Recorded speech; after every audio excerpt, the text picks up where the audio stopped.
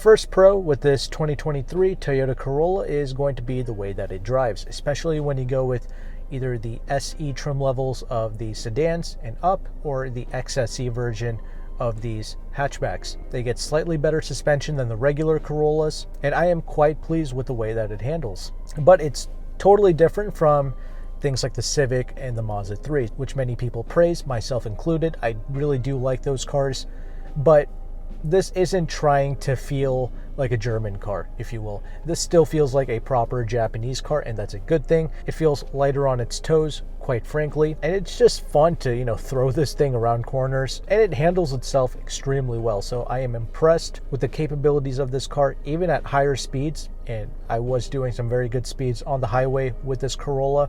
The stability is also excellent. It's not being blown around all over the place, despite it being like a 3,000-pound vehicle. So all of these driving attributes are great because there's no sacrifice in the ride quality either. With these larger 18-inch wheels, still rides amazing as well. So that's why I suggest to most people the best value in the Corolla lineup is an SE sedan. But one of the big changes that they made in 2023 is offering the 2-liter naturally aspirated 4-cylinder with 169 horsepower and 151 pounds-feet of torque as standard for all of the gasoline trim levels. So you can get a base model Corolla, the LE, and still get this higher powered engine, because in the past you got a detuned smaller 4-cylinder. Not the case anymore, and that's good because this engine is amazing around town. It feels really jumpy, it feels really peppy around town. That's just the way they have this thing calibrated. So even though 0 to 60 is only like 8 seconds or something, it feels very quick. From 0 to 45 or 0 to 50, you can get up to those speed limits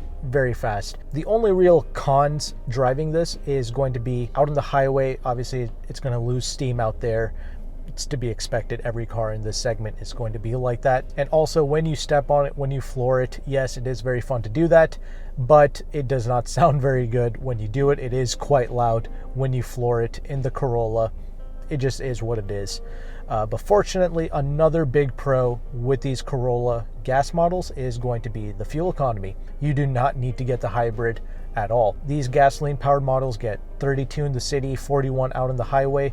And most people, when I see people driving these Corollas around, they drive it like somebody's grandmother anyway. So when you hypermile these things, you're going to get even better fuel economy than what the numbers would suggest. So you really do not need to get the hybrid at all. The next pro is going to be overall this interior space. It is very good in typical Toyota fashion. It is very solid in here, no real creaks or rattles. No, it's not very interesting to look at, but it is solid, it is simplistic, it is easy to use here.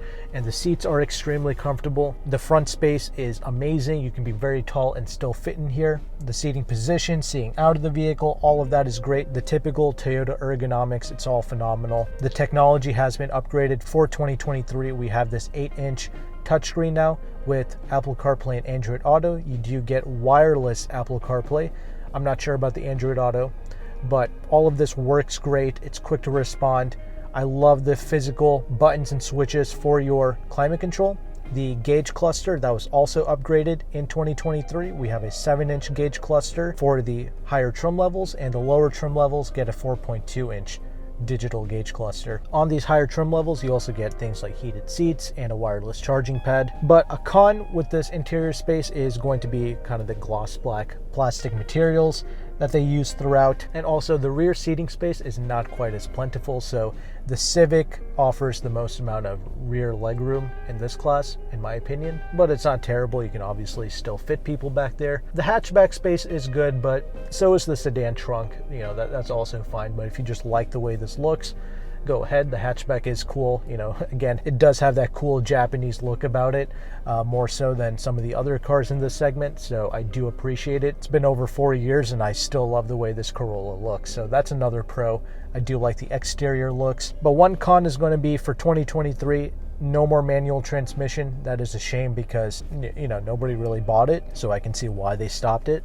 But the CVT is pretty good nonetheless. One subtle con is going to be with this JBL audio system. It's just average, really. It's not amazing at all. Obviously a big improvement over the base audio systems, but this is not going to blow your mind by any means. So that's just something to keep in mind.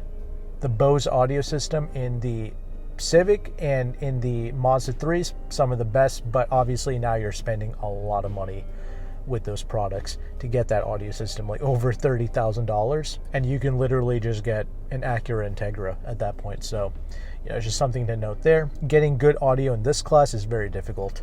But the last pro that I want to mention is the amazing resale value and the dependability and the trust that this brand obviously has to offer, right? You buy a Toyota Corolla, literally 3-year-old Corollas with like 40,000 miles go for $24,000, like the price of a new one, essentially. Even though the market is apparently cooling down, the used prices are still nuts. If you can get a new one, go ahead, get it.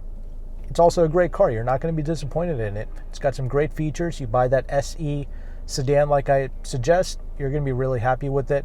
You're not going to get blind spot monitoring as standard with the SE, but what do you expect? It is a compact vehicle. You start spending way too much money on this, then it kind of defeats its own purpose. I think keeping the price down low is the best thing. Fortunately, the SE still looks great, drives great, and still offers decent features. So that's what I would do. It's a great daily. I think most people are going to enjoy it.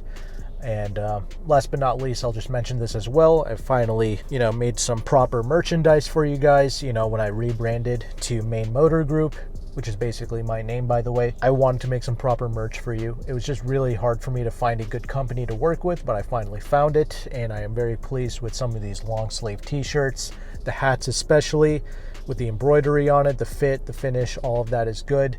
The hoodies are great, and I'm really pleased with how the logo has turned out on these shirts, as well as the embroideries. So if you want to support the channel and buy some merch, you can definitely do so. It'll be linked down below. But thanks again for watching and for supporting. I'll have my next video on the end screen here. Click on it and I will see you there.